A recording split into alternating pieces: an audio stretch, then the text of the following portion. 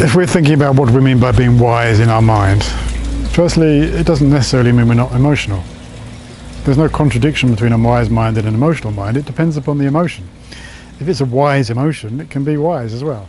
So it's not to say that emotional mind is wrong and wise mind is right. Rather, when we're talking about wise mind, we're talking about a balance between two aspects of ourselves. The one aspect is our loving, compassionate nature. That's being wise. But of course, we can be compassionate and stupidly compassionate, and that isn't being wise.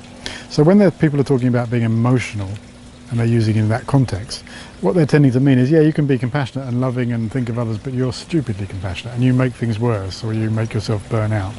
So stupid compassion, no, is not a good thing to do. But likewise, to be overly intelligent without compassion is not good either.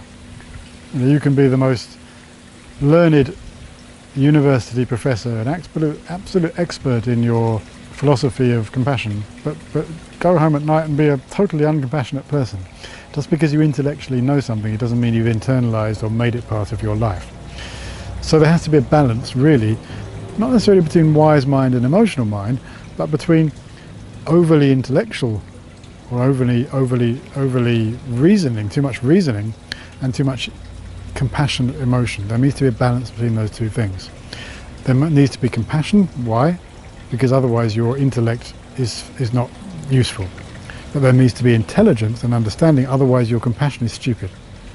So the combination of both compassion and wisdom, or skillful compassion, allows you to be a complete person.